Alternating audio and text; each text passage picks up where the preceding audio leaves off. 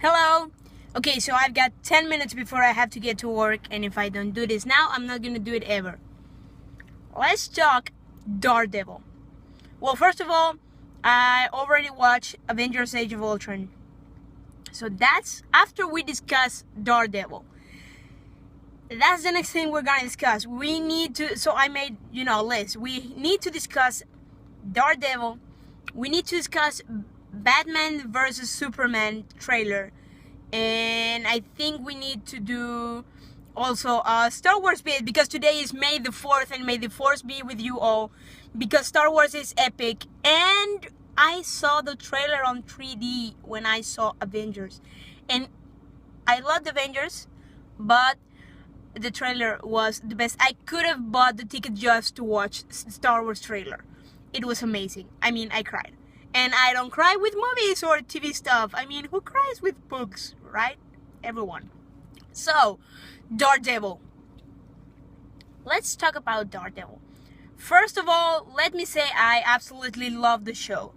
I think it's brilliant. I think it's what Daredevil needed.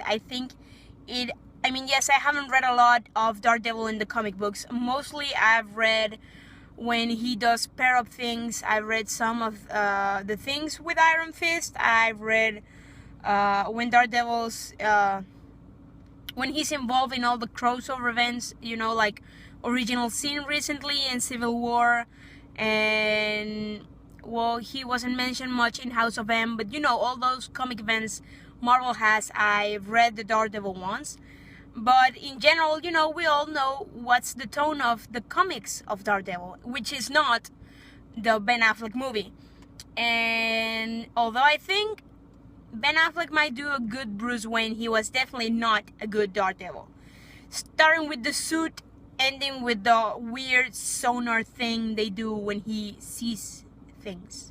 It's just weird. No, definitely not. And this, it was awesome. From the costume and the progression to the characters. Wilson Fisk is definitely the villain you have to fall in love with and then you hate, because you understand his point of view, and that's very important about the Kingpin.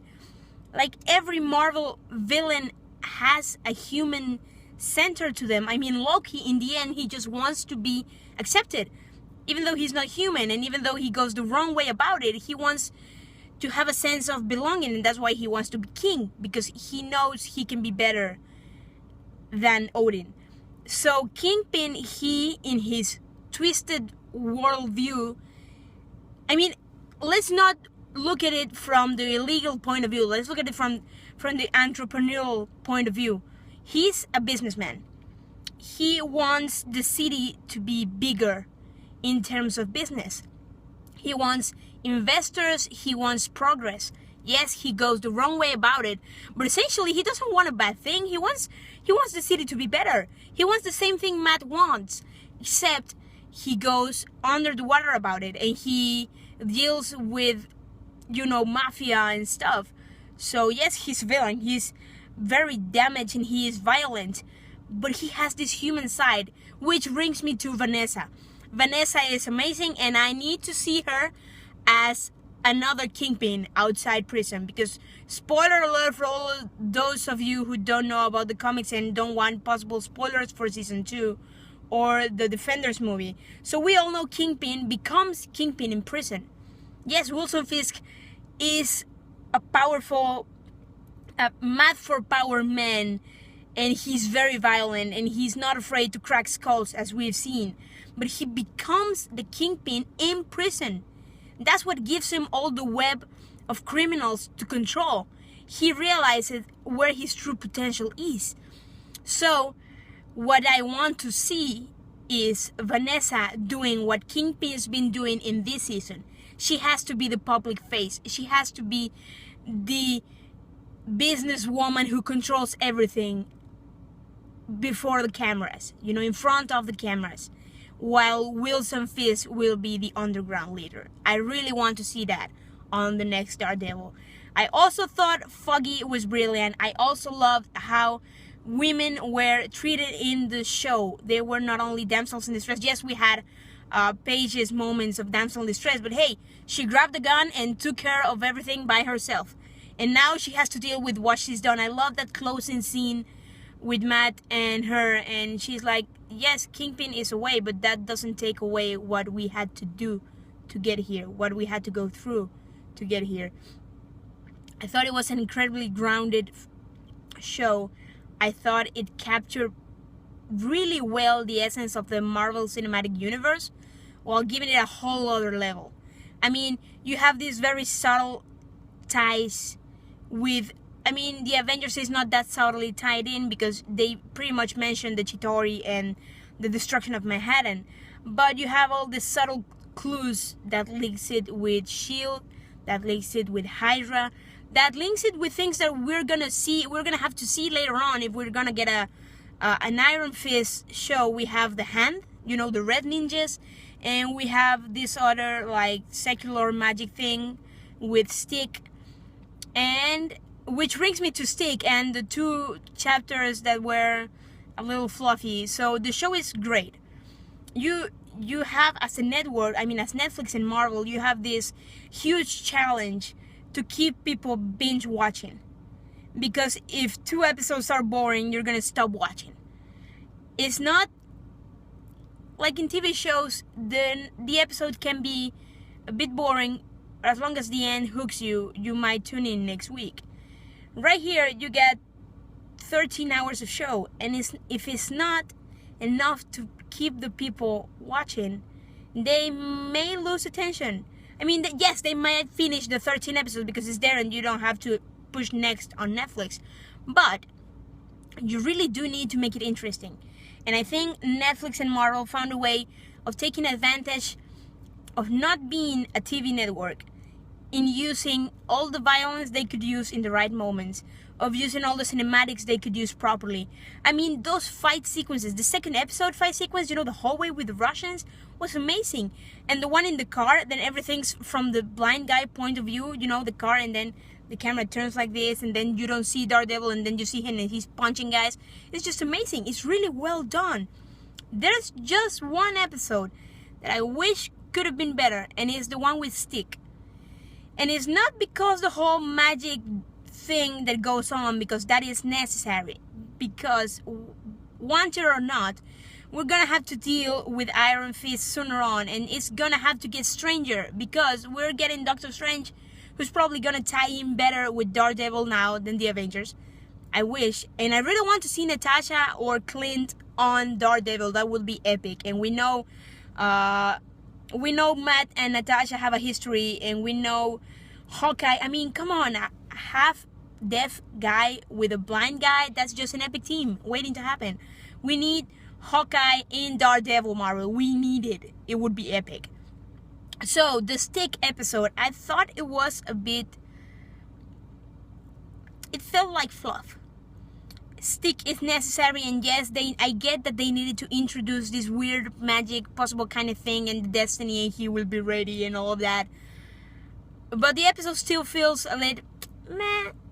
Nah, they could have done without it, but I get why it was there, and I was glad that it was just like halfway point, and there was so much else going on that you're like, okay, let's move on and see what else is happening. I think it's the best show Marvel has done. I think it's the best superhero show. I mean, it's so good, and the super stuff is so low-key but well done that even if you're not a comic book fan, you will enjoy that show. You're not gonna feel like maybe Agents of S.H.I.E.L.D., everything is like overly techie, alien, I don't get what's going on here. This is just a criminal show with a guy who kicks butt and doesn't see, because, you know, he hears and feels the wavelengths in the air. And it's really cool. I love the bleeding kind of like fiery thing when he sees like the world on fire. I love it. And so we get Night Nurse. So for all, I'm sure you caught that Claire has all the potential to be an important character later on. So there's this character in the comic books that's called Night Nurse, and she actually does what Claire's been doing with Daredevil. She's a nurse that takes care of the good guys' injuries at night. And that nurse gets to date Luke Cage later on in the comics. So we might get to see more of Claire in the Luke Cage show. Also, David Tennant on Jessica Jones. That's gonna be awesome. He's gonna be the bad guy. I can't wait to see that, and we should get the Jessica Jones show, I'm guessing September or October, somewhere around that. Well, that's been like a very brush of Daredevil, because it's been 10 minutes and maybe we should make these 2 videos. I don't know. One more thing I need to say, because I really loved it. I read this article about how the writers and the directors handle the angst on a dark comic piece. So you got Batman and Superman, and the DC movies, they just seem to be sad all the time. Like, they are sad, and everything else, it doesn't matter what happens. I mean, even if Batman gets laid, he's still sad. Instead, we get Matt Murdock, and he's not just sad because he needs to be sad. And this is a guy who could be, you know, on the floor weeping all the time because he's had a crappy life. On top of it all, he's very Catholic, and then of course he's very guilty about what he has to do. I love how they handle the religious stuff. I love all the church moments.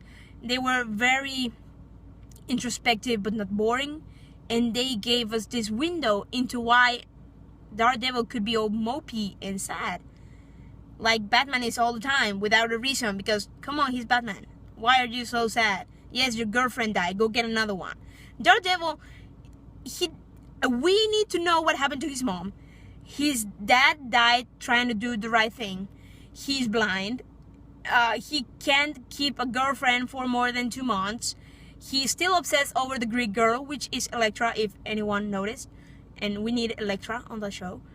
And he still manages to put on a freaking costume, go to the rooftops, and listen for crime. He's not contemplating the city and brooding over what's gone wrong with his life. He's on the rooftops listening to crime. I mean, the guy is epic. The guy is awesome. And angst is like that sadness. It's needed, but they don't abuse it. They take it and grab his darkness and make him a better person. Because in the end, he just wants to be a better person. He wants to make his city I just want to make my city a better place. So, yes, that's been Daredevil. And I think I need your thoughts on it, because you always have this very unique point of view that makes me think more. And I should go and binge watch all of it again. Meanwhile, it's May the 4th, and everyone should do a mini Star Wars marathon. If you can only watch one movie, then only watch one movie. Watch Empire Strikes Back. Any Star Wars movie you want. Even watch the Clone Wars. Just watch Star Wars. It's epic. And episode 7 is coming soon. We need to talk about that. So, it's been great. Bye.